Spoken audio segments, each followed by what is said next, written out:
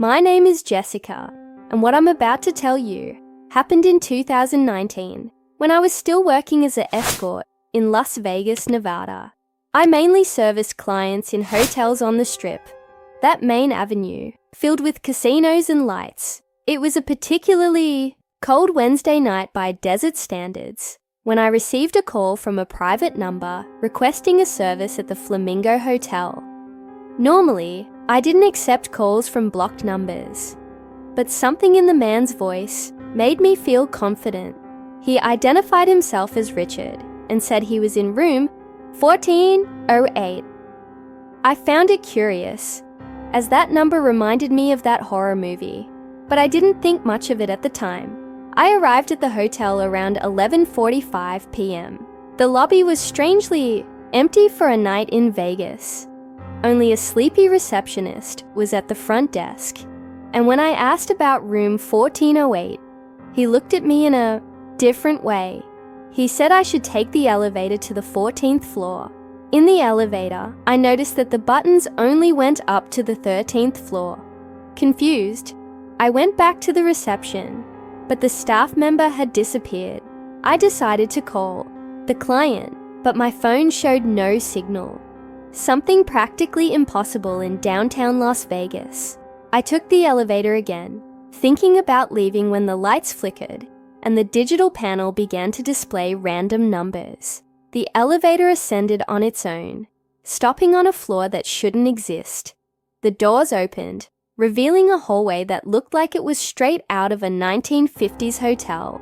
The moss green wallpaper was peeling, and a faded red carpet covered the floor. The air was heavy, with a strong smell of mold and something else, something that reminded me of rotten meat. The fluorescent lights flickered irregularly, casting shadows that seemed to move on their own. I walked until I found room 1408. My hands trembled as I knocked on the door. No one answered. I was about to leave when I heard a female voice coming from inside the room. "Come in, it's open. We've been waiting for you." When I opened the door, my blood ran cold. The room was decorated as if we were still in the 1950s. But what terrified me were the three women sitting on the bed.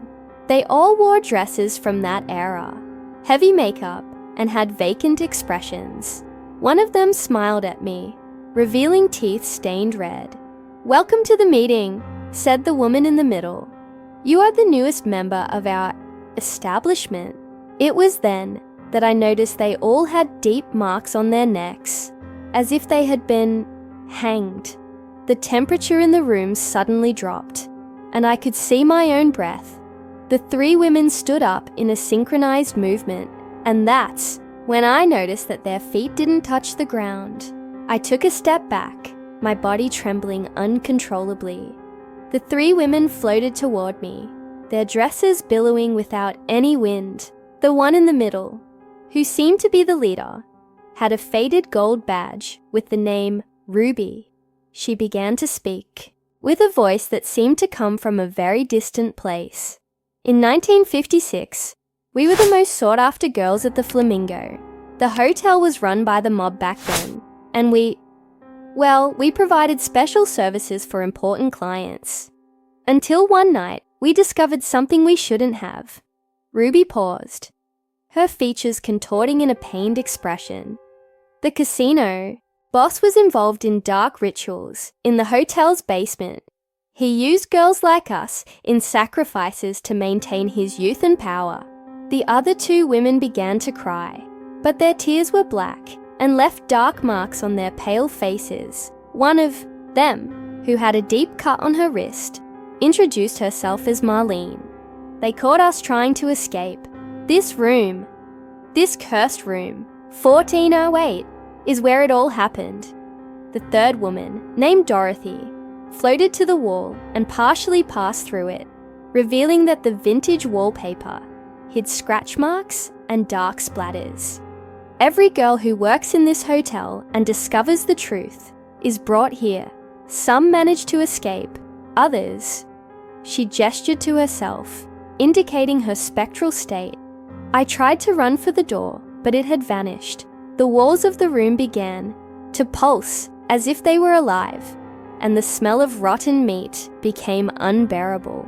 Ruby moved even closer to me, her face inches from mine. You need to know the truth. The ritual continues to happen. The grandson of the former boss still keeps the tradition. Why do you think Las Vegas never sleeps? The city is fueled by the energy of sacrificed souls. Suddenly, I heard screams coming from somewhere below the room. Screams of women in agony. The carpet began to transform, becoming damp and red, as if soaked in fresh blood. The walls started to weep, a dark, viscous liquid. Marlene pointed to an old mirror on the wall. "Look," she ordered. As I approached, I saw my reflection, but I wasn't alone. Behind me, dozens of female faces appeared and disappeared, all with expressions of terror. I recognized some of them from the missing persons posters I occasionally saw around the city. In the last 70 years, over 200 girls have disappeared. In this hotel, Dorothy explained, the police never investigate thoroughly. The powerful in Las Vegas protect the secret, but we remain here, trying to warn others before it's too late. Ruby began to sing an old melody, and the others joined in. The entire room vibrated with that supernatural chant. The lights began to flicker more intensely, and through the walls, I could see shadows moving, writhing in agony. The singing of the three women grew louder, and I began to feel an unbearable pressure in my ears.